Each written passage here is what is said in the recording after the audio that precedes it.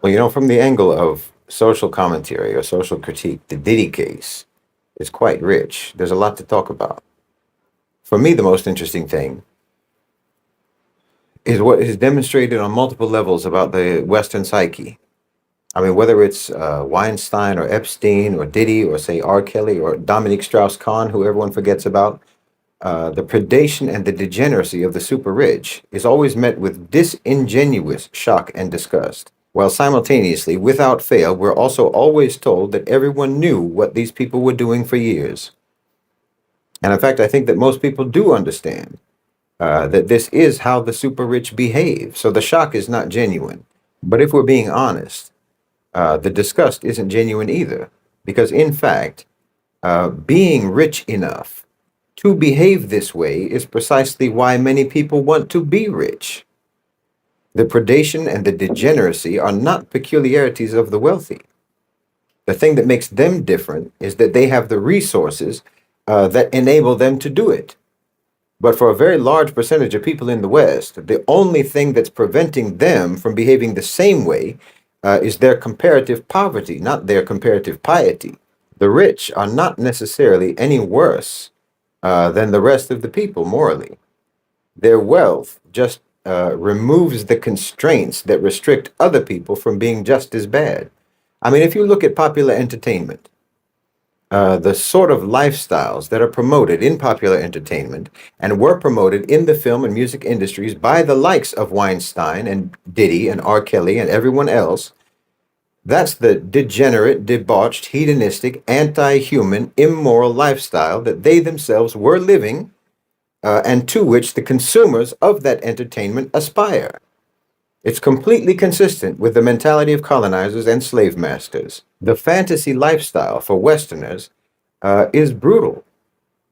It is to dominate, to humiliate, to exploit, abuse, subjugate, degrade, objectify, dehumanize, tyrannize, and enslave. That's the Western fantasy. It always was, and it is now, and they act upon it any chance they get. I mean, they'll prosecute these types of people, these select cases, only to absolve themselves. They need to burn someone at the stake just to convince themselves that they're better than them, that they're more righteous and more moral than them, but they're not. Most of them are not. I mean, look at any music video, almost any music video, and tell me how it's not promoting the exact same lifestyle that you claim to hate Epstein and Weinstein and Diddy for. Meanwhile, those videos have hundreds of millions of views and hundreds of millions of likes, and you memorize the words of those songs. You have a problem. You can't reform yourselves. You can't reform and rehabilitate your so-called civilization by just prosecuting token offenders. Finding these people guilty doesn't make you innocent. When you made them rich and you made them famous on the very basis of the degenerate messaging that they promoted and that you devoured. You've endorsed it all along, and you endorse it now. You aspired to it then, and you aspire to it now. I mean, you literally have someone like Andrew Tate, who directly built his wealth through and for this very lifestyle, and by selling it to others, selling to others how they could do the same thing and have that same lifestyle. Because this is the Western male fantasy. I mean, think about it. Everybody in this case, in the Sean Combs case, everybody wants to know about the celebrities who were at those parties. No one wants to know about the nameless, faceless executives, the obscure, pasty old men for whom those parties were undoubtedly actually arranged in the first place. The celebrities were just the draw. They were the party favors provided for those anonymous owners and controllers of global financialized capital. But you want to know about the celebrities because even in your proclaimed disgust, you're still fantasizing. So I find the selective disgust to be performative. And that's actually useful. That's a useful thing to know about the Western psyche and how they respond when the crimes of their society get highlighted. Because, yes, in my view, these are crimes of Western society because the individual crimes of someone like Diddy are reflective of the values and the aspirations of Western society itself. So when these crimes get highlighted, in other words, when for whatever reason, for any particular individual, these crimes are suddenly and selectively subject to accountability, there's a choir of hypocritical condemnation and outrage. Now, that matters to me, for instance, in the context of the Article 6 campaign to expel the United States from the United Nations, because just like Diddy or Weinstein or whoever, just like those criminals, and just like how everyone has known about their degeneracy for years, so too everyone knows about America's crimes. And just like with Diddy or with Weinstein, everyone is complicitly silent until the moment of accountability comes. Then they all rush to a microphone to distance themselves and disown the criminal with self-absolving condemnation. So this is why you might see France and the UK not veto Article 6 at the Security Council, because once we bring all the US violations to light in an official venue, not just in an essay or a book or a lecture or what have you, but actually in an official legal venue, violation after violation, crime after crime, human rights abuse after human rights abuse, stretching back for 8 decades, and call it out for what it is, why France and the UK are likely to act just like every associate of Diddy or Weinstein or Epstein or any of these other degenerate predators, and race each other to the podium to condemn and distance themselves and exonerate themselves and try to salvage their own reputations and polish their own image, and assure the world of how good they are, how law-abiding they are, how principled they are, by throwing America under the bus. I mean, do you think that any of the European colonial powers were actually happy to watch the US take over their empires? No. France and the UK are both seething with bitterness and resentment and envy. While they'll be just as happy to watch America fall as all those associates and co-conspirators of Diddy are happy to watch that belligerent criminal go to jail, if they have been clever enough to protect themselves from being prosecuted themselves for their association with him. I think France and the UK are just the same. They're in the same position as those associates of Diddy. They won't veto Article 6 because it would too blatantly expose them as being part of the same criminal syndicate as America. It's like cutting a deal for immunity with prosecutors. This is why it's useful to understand the psyche, because frankly it helps with analysis and strategizing, to understand the Western psyche, to know who you're dealing with and how they behave. I mean, there are actually so many facets to this story in terms of social critique.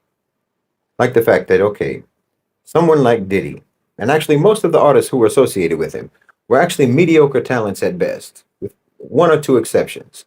But you can literally see people uploading independently on social media today who are immeasurably more talented than these people are, than the people who the industry designates as being top-tier artists.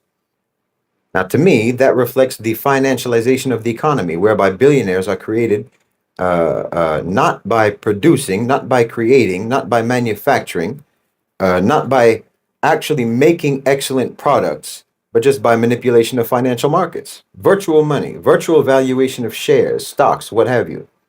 Like I've said before, Elon Musk did not become as rich as he is now by selling Teslas. He got rich through financialization and share buybacks of Tesla to artificially inflate the share price, resulting in his net worth ballooning for no reason whatsoever connected to production or to sales. So in the financialized economy, profit and wealth are disconnected from actually creating or manufacturing products of value. It is unearned money. So it's the same with artists. It's the same. A singer or a rapper or what have you, it's like a Tesla. They're just a financial instrument. Their profile is the source of their profit. Their celebrity is the source of their profit. And it doesn't matter at all whether they have any talent or not. Just like it doesn't matter that there are so many electric cars on the market that are objectively superior to Tesla. Nor does it matter even that electric cars anyway are already absurdities to begin with. No one cares. You only have a company so that you can have shares in that company.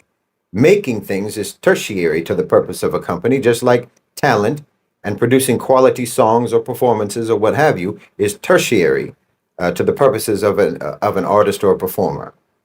Entertainment and art have been financialized. So in other words, the people who are making the most money and who are running those sectors don't care even slightly about quality or producing anything of real artistic value. This is why you have so many celebrities that everyone wonders why on earth they are celebrities when they observably have no talent whatsoever.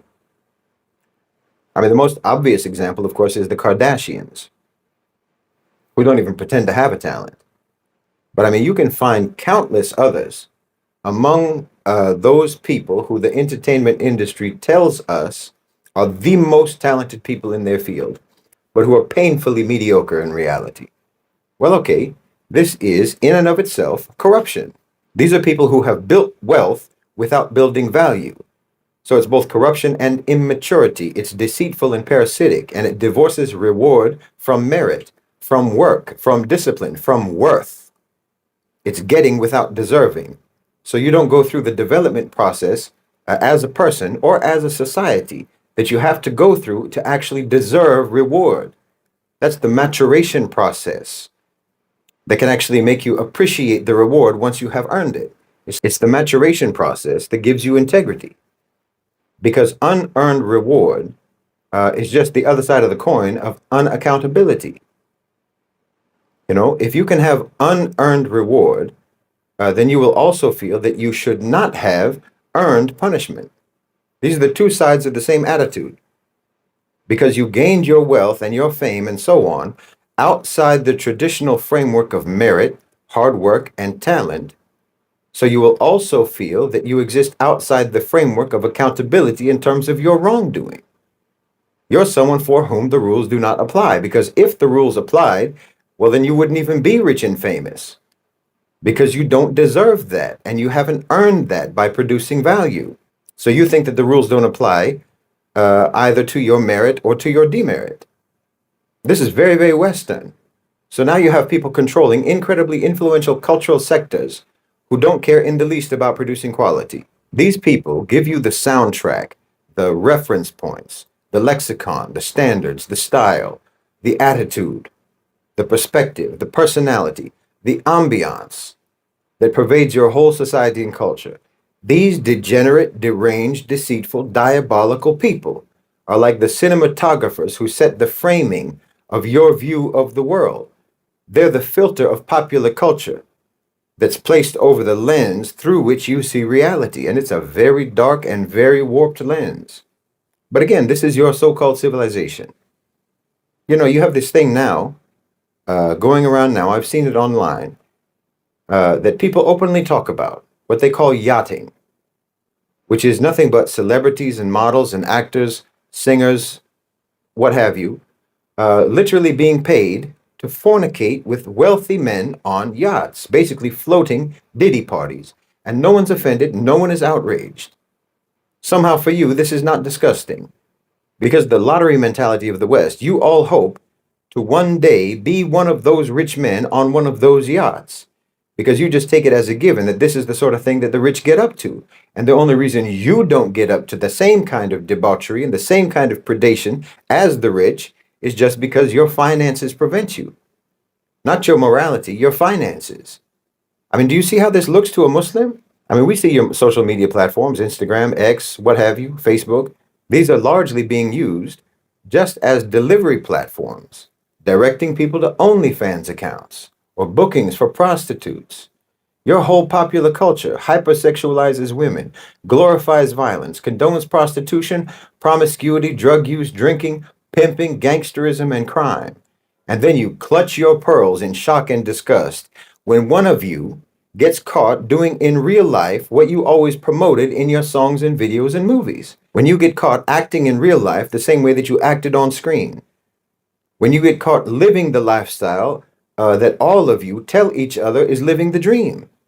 Well, it looks to a Muslim like the only thing that you're actually offended about or outraged about is the getting caught part. But then, like I said, you just use those opportunities as a chance to pretend to be disgusted by the behavior of people whom you made rich because they promoted that same behavior in their songs and movies and videos. I mean, why weren't you disgusted by it when it was put to a beat? Why, if Diddy had released tapes of his parties in the form of music videos, his net worth would have tripled, and he probably would have gotten a VMA award. Because the fact is, you approve of all this. You aspire to it. And in fact, that degenerate lifestyle, that predation, and that debauchery with impunity is actually the American dream. It's the colonizer, slave master, Western imperialist dream. And for anyone who's over there in the States or in the West who genuinely, truly does feel disgusted and outraged over this kind of thing, because I know there are some of you, all I can say is, you know how they talk about situational awareness, having that awareness of your surroundings and what's going on around you so that you can be alert to any threats or dangers nearby. Well, let's call this civilizational awareness. And just like someone who is oblivious to the threats and dangers around them on the street, you say that they have low situational awareness. Well, you have low civilizational awareness because you are truly walking around in a cloud of propaganda and indoctrination and obliviousness about the reality of the so-called civilization that you live in. You think that you're walking around in a park in the middle of a sunny afternoon surrounded by flowers and fuzzy animals, but you're actually in a dead-end alley at 3 in the morning in the pitch dark, and you're surrounded by psychopaths and serial killers. No, people like Epstein and Weinstein and Sean Combs are not anomalies. You're the anomaly. And in that predatory society, that makes you nothing but